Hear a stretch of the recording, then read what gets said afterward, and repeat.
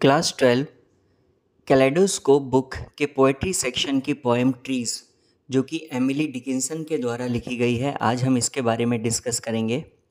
सबसे पहले इस पोएम के इंट्रोडक्शन के बारे में देखते हैं। Emily Dickinson is regarded as one of America's quintessential poets of the 19th century. यहाँ पर एक वर्ड यूज़ किया गया है क्विंटेसेंशियल। क्विंटेसेंशियल का मतलब होता है a perfect example of something. जब आप किसी चीज़ को समझाने के लिए एक बहुत परफेक्ट अच्छे एग्जाम्पल का यूज़ करते हैं तो उसे क्विंटेसेंशियल होना कहते हैं। तो एमिली डिकिंसन अमेरिका की एक पोएट हैं और 19th सेंचुरी के पोएट्स का जब भी जिक्र किया जाता है तो वो उसका एक परफेक्ट एग्जाम्पल है। She lived an introverted and hermetic life. Introverted का मतलब ये काफ़ी अंतर्मुखी थी, बाहर लोगों से इन्हें मिलना जुलना कम पसंद था। और हेर्मेटिक का मतलब होता है एक हेर्मिट की तरह लाइफ जीना। हेर्मिट से मतलब एक साधु या सन्यासी की तरह, यानी कि एमिली डिकिंसन सॉलिट्यूड यानी अकेले रहना पसंद करती थी। वो ज़्यादा लोगों से घुलना मिलना उन्हें अच्छा नहीं लगता था और उन्होंने अपने लाइफ टाइम में बहुत ही कम पोएम्स पब्लिश की थी। इनफैक्ट उन्होंने टोटल 1789 पोएम्स लिखी थी। Her output 1789 poems in all were published posthumously. इतनी सारी पोएम्स लिखने के बावजूद ज़्यादातर पोएम्स उनके ज़िंदा रहते हुए उन्होंने कभी पब्लिश ही नहीं करवाई। पोस्टह्यूमसली का मतलब होता है आफ्टर हर डेथ, उनके मर जाने के बाद में उन पोएम्स को पब्लिश किया गया। Her poetry is characterised by unconventional capitalisation and extensive use of dashes. जब हम ये पोएम पढ़ेंगे तो हमें एक चीज़ यहाँ देखने को मिलेगी कि उनकी पोएट्री की एक कैरेक्टरिस्टिक फीचर है, यानी एक खासियत है कि वो बड़ी ही अनकन्वेंशनल, जैसी आम तौर पर नहीं देखी जाती, उस प्रकार का कैपिटलाइजेशन यूज़ करती है। यानी कि वो वर्ड्स को कैपिटल लेटर से स्टार्ट करती है और काफ़ी ज़्यादा डैश का यूज़ करती है, जो आप इस पोएम में देखेंगे। इसके अलावा उनकी पोएम्स में अनयूजुअल इमेजरी का भी यूज़ किया गया है। इमेजरी से मतलब है कि पोएम पढ़ते वक्त आप अपने माइंड में उन पिक्चर्स को इमेजिन भी कर पाएंगे। तो अब हम ये पोएम पढ़ना स्टार्ट करते हैं। पहले हमने यहाँ पर एक basic idea of the poem दिया है। Emily Dickinson's poem trees is a gentle celebration of the vivid sights and sound of a summer day. देखिए, ये जो पोएम है ट्रीज, ये एक समर डे यानी गर्मी के किसी दिन में एक गार्डन के सीन को डेपिक्ट करती है। यहाँ पर ट्रीज से हमारा मतलब है एक गार्डन का सीन, एक फाइन समर डे की बात यहाँ पर हो रही है। The poet draws beautiful images of trees swaying in the breeze, birds resting and gossiping. इस पोएम के अंदर ट्रीज का जिक्र किया गया है जो स्वेइंग इन द ब्रीज यानी हवा में लहरा रहे हैं, बर्ड्स रेस्ट कर रहे हैं, गॉसिप यानी कि बातें कर रहे हैं, गप्पे मार रहे हैं, एक शाइनिंग सा स्नेक है जो एक स्टोन के अराउंड वाइंड होकर बैठा है, and flowers blooming proudly on their stems like flags. और फूल कुछ इस प्रकार खिल रहे हैं जैसे कि एक फ्लैग को होइस्ट किया जाता है, जैसे एक झंडा लहराता है उस प्रकार स्टेम से एक फ्लावर खिल रहा है। और इसमें बात की गई है सन की, एक प्लेफुल यानी ऐसा लगता है जैसे कि सूरज भी खेल रहा है, कभी वो बादलों के पीछे छिप जाता है, कभी चमकता है और कभी कभी पूरी तरीके से सामने आता है, कभी बिल्कुल गायब हो जाता है। With its rich natural details and soft musicality the poem highlights how the true beauty and vibrant spirit of nature can not be fully captured in art. और फाइनली इस पोएम में true beauty and vibrant spirit of nature बताई गई है कि किस प्रकार nature सबसे ज़्यादा ब्यूटीफुल होता है, बड़ा ही कलरफुल और जिंदा दिल लगता है, इतना ज़्यादा खूबसूरत कि कभी उसे आर्ट में कैप्चर ही नहीं किया जा सकता, आप उसे सिर्फ रियल लाइफ में ही एंजॉय कर सकते हैं। वैसे आप पोएम पढ़ेंगे तो आपको ये चीज़ें और क्लियर हो जाएंगी। अब हम इस पोएम का लाइन बाय लाइन एक्सप्लेनेशन देखते हैं। सबसे पहला स्टेंजा कहता है, The trees like tassels hit and swung. There seemed to rise a tune from miniature creatures. The trees like tassels. देखिए यहाँ पर tassels का मतलब है शॉर्ट थ्रेड्स और रोप्स। देखिए यहाँ पे नीचे पिक्चर में मैंने टेसल्स बनाए हुए हैं। ये टेसल्स एक प्रकार का हैंगिंग डेकोरेशन होता है, इन्हें पर्दों से जोड़कर लटकाया जाता है ताकि हवा की वजह से ये उड़ते रहें और कुछ खूबसूरत से लगते हैं, तो इन्हें डेकोरेट करने के लिए यूज़ लिया जाता है। तो ये ट्रीज़ भी टेसल्स की ही तरह जब हवा से हिट होते हैं तो ये स्विंग करते हैं, यानी ये झूलने लगते हैं हवा में, यानी पेड़ भी हवा में झूल रहे हैं। और there seemed to rise a tune from miniature creatures. Miniature creatures का मतलब होता है छोटे छोटे जीव जंतु। गार्डन में बहुत प्रकार के छोटे छोटे पक्षी और जीव जंतु होते हैं जो एकम्पनिंग द सन, सन को एकम्पनी करते वक्त, यानी कि जैसे जैसे सुबह सूरज उगता है, सूरज के उगने के साथ ही ये भी अपनी ट्यून निकालना शुरू कर देते हैं। यानी जैसे सूरज उगता है वैसे ही इन मिनिएचर क्रीचर्स से भी एक प्रकार की ट्यून निकलने लगती है। ये सुबह सुबह गार्डन में गाने लगते हैं। आपने अक्सर सुना होगा अर्ली मॉर्निंग में ये छोटे छोटे जीव जंतु कई प्रकार की आवाज़ें निकालते हैं जो बड़ी ही प्यारी लगती है। तो पेड़ हवा से हिल रहे हैं और जैसे जैसे सन उगता है वैसे ही मिनिएचर क्रीचर्स, छोटे छोटे जीव जंतु एक प्रकार की सुर या राग निकालने लगते हैं। फार साल्ट्रीज ऑफ समर इनामोरिंग द ईयर। मैंने यहाँ पर साइड में एक्सप्लेनेशन भी लिखा है हिंदी में और इंग्लिश में, आप इसे भी देख सकते हैं। अब देखिए इस स्टैंजा में कहा गया है फार साल्ट्रीज ऑफ समर। यहाँ पर साल्ट्रीज एक म्यूजिकल इंस्ट्रूमेंट है जो कुछ ऐसा दिखता है जैसा यहाँ पर आपको पेज में नज़र आ रहा है। फार का मतलब होता है कहीं दूर, ऐसा लगता है जैसे कि साल्ट्रीज बज रहे हैं। यानी जैसे यहाँ पर हिंदी में लिखा हुआ है, ग्रीष्म काल में दूर के संगीत जैसे वीणा वाद्य कानों को मोह लेते हैं। एनामोर करने का मतलब होता है जब कोई चीज़ आपको लुभाती है, आपको चार्म करती है, आपको मोह लेती है। तो ऐसा लगता है जैसे कि कहीं दूर साल्ट्रीज बज रही हैं और वो आपके कानों को अपने संगीत से मोह लेती हैं।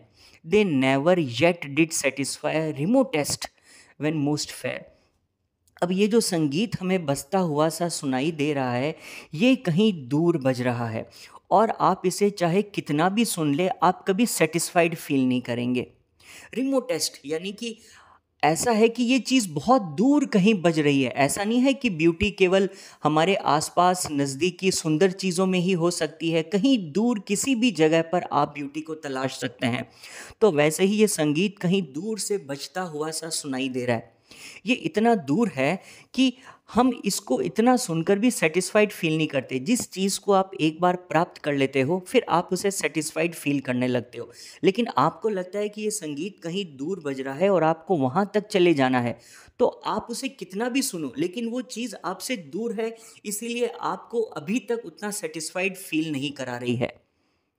When most fair, इसका मतलब देखिए यहाँ पे इंग्लिश में भी लिखा गया है, the distant sounds of summer are like soft stringed instruments, they charm the ear but never fully satisfy because the most beautiful things often feel distant और इनकम्प्लीट। चाहे हम ब्यूटीफुल ऑब्जेक्ट्स को कितना भी अपने पास रखने की कोशिश करें, वो हमें सेटिस्फाइड फील नहीं करवाते। और अगर वो चीज़ हमारे पास में नहीं है, अगर हम उसकी कमी महसूस कर रहे हैं, तो फिर हम उससे कभी सेटिस्फाइड होंगे भी नहीं। तो ऐसे ही कहीं दूर संगीत बजता हुआ सा सुनाई दे रहा है और वो इतना दूर है कि हम सेटिस्फाइड ही फील नहीं कर पा रहे उसे सुनकर भी। The sun shone whole at intervals. Intervals का मतलब होता है समय समय पर, रुक रुक कर। तो देखिए यहाँ पर कहा गया है कि समर का डे है तो बादल भी होंगे आसमान में, तो ऐसे में जो सूरज है वो थोड़े थोड़े इंटरवेल्स पर आकर शाइन करने लगता है। देन हाफ, देन अटर हिड। कभी वो आधा बादलों से बाहर आता है, कभी अटर हिड यानी पूरी तरीके से हाइड कर लेता है, अपने आप को छुपा लेता है। As if himself were optional. ऐसा लगता है जैसे वो खुद को ऑप्शनल समझता है। ऐसा लगता है कि जैसे वो ये मान बैठा है कि उसकी हमेशा ज़रूरत हमें होती ही नहीं है, वो तो ऑप्शनल है। जब उसका मन करे वो आएगा और जब उसका मन करे बादलों के पीछे जा छुपेगा। ऐसा लगता है कि जैसे ये जो बादल है ना, ये उसके एस्टेट्स हैं। एस्टेट का मतलब उसकी जागीर है, उसकी ज़मीन है। And had estates of cloud sufficient to enfold him. ऐसा लगता है कि जैसे बादलों की एक पूरी जागीर है जो उसकी अपनी है, और इतने बड़े बादल है आसमान में कि वो उसे पूरा अपने अंदर छुपा सकते हैं, एनफोल्ड कर सकते हैं। इतने विशाल, इतने बड़े बादल है आसमान में कि एटर्नली, अनंत तक वो उसे हमारे व्यू से छुपाए रख सकते हैं। Except it were a whim of his. हाँ, लेकिन ये हो सकता है कि फिर भी सूरज इन बादलों से निकलकर अपना मन करे जब बाहर आता है। क्यों आता है? क्योंकि लगता है जैसे कि उसी की कोई विम, कोई सनक या फिर कोई इच्छा है।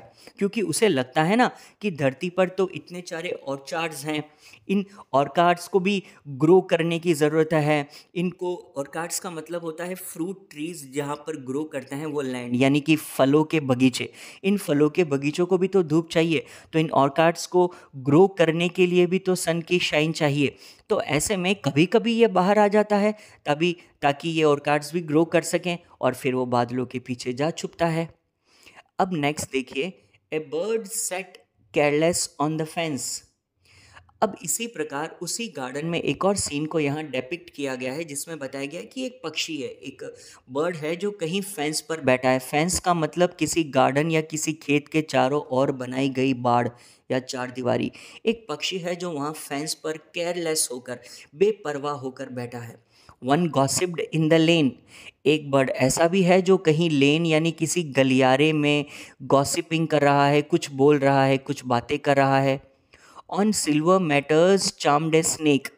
और वहीं एक स्नेक भी है जो कैसा है, ऑन सिल्वर मैटर्स, ऐसा लगता है जैसे वो चांदी की तरह चमक रहा हो, चमकदार चांदी जैसा सा दिखता हुआ एक सांप चार्म कर रहा है। चार्म का मतलब बड़ा ही लुभावना सा लगता हुआ चांदी की तरह चमकदार एक स्नेक है। Just winding round a stone, वो क्या कर रहा है, वो बड़ी ही gracefully coiling itself around a stone, एक पत्थर के चारों ओर लिपट कर बैठा है। Bright flowers slit a calyx. और वहीं उस गार्डन में ब्राइट यानी बड़े ही चमकदार फ्लावर्स हैं। स्लिट का मतलब होता है काट कर बाहर निकलना, और कैलिक्स का मतलब होता है फूलों का आवरण। जो बाहर की परत होती है किसी भी पंखुड़ी की, जिसको काट कर फिर वो फूल बाहर निकलता है और खिलता है, उसे कैलिक्स कहते हैं। तो कुछ ब्राइट फ्लावर्स हैं जो एक कैलिक्स को स्लिट करके, एक कैलिक्स को काट कर फिर खिलकर बाहर आते हैं। And sword upon A stem, stem का मतलब उसका तना, उस तने के ऊपर उठते हैं। सोर का मतलब ऊपर की ओर उठना। तो उस कैलिक्स को काट कर जब एक फूल अपने तने पर बाहर खिलकर आता है, लाइक हिंडर्ड फ्लैग्स स्वीट होइस्टेड, देखने में कुछ ऐसा लगता है जैसे कि वो एक फ्लैग है, एक झंडा है। हिंडर्ड का मतलब अभी वो बंद है, वो अभी प्रतिबंधित है। स्वीट होइस्टेड, लेकिन हम बाद में जब किसी झंडे को खोल कर होइस्ट कर देते हैं, उसे लहरा देते हैं, उसी प्रकार ये फूल उस कैलिक्स को काट कर बाहर आएगा तो ऐसा लगेगा जैसे एक झंडे को अनफर्ल किया गया, एक होइस्ट कर दिया गया है हवा में। और एक बड़ी ही स्वीटनेस, एक गंध सी फैल जाती है। क्यों? क्योंकि उसके अंदर स्पाइसेस, स्पाइसेस का मतलब कई प्रकार की मीठी खुशबू फैलाने वाले मसाले होते हैं जो उसके हैम में होते हैं। हैम से मतलब है उसकी किनारों में, तो ऐसा लगता है जैसे फूलों के किनारों में मसाले भरे हैं और उनसे एक मीठी सी खुशबू बाहर निकल कर आ रही है। नेक्स्ट स्टेंजा कहता है, इट वॉज मोर। यहाँ पे ये जो TWAS लिखा है इसको हम पढ़ेंगे इट वॉज मोर। एमिली कहती है कि और भी बहुत कुछ था बताने को, आई कैन नॉट मैंशन, मैं तो बता भी नहीं सकती। How mean to those that see Vandyke's delineation. देखिए इन वर्ड्स को समझते हैं। यहाँ पर एक आर्टिस्ट का जिक्र किया गया है जिसका नाम था वैन डाइक। ये एक बड़े फेमस आर्टिस्ट थे जो नेचुरल ब्यूटी को पोर्ट्रे करते थे अपने चित्रों के द्वारा। ये एक महान चित्रकार थे जो अपने चित्रों के द्वारा, अपनी पेंटिंग्स के द्वारा नेचर को डेपिक्ट करते थे। और इनकी जो डीलिनिएशन का मतलब होता है इनकी बनाई हुई पोर्ट्रेट्स, वो बेहद खूबसूरत और प्रेसाइज होती थी। उन्हें देखकर ऐसा लगता था जैसे आप किसी रियल ऑब्जेक्ट को देख रहे हैं, ना कि किसी पेंटर के द्वारा बनाई गई पेंटिंग। इतनी अच्छी पेंटिंग्स वैन डाइक बनाते थे।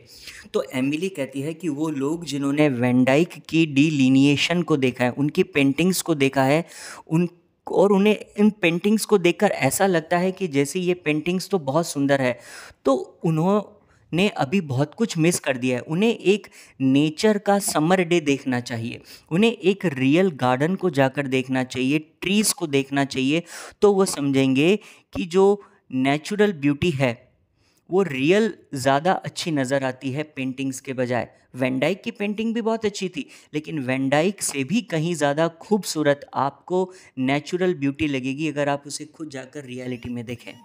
ये इस पोएम का पूरा सेंस था जो मैंने आपको बता दिया। अब इसके बाद में इसकी समरी दी गई है जो इंग्लिश में है और बाद में हिंदी में भी लिखी हुई है।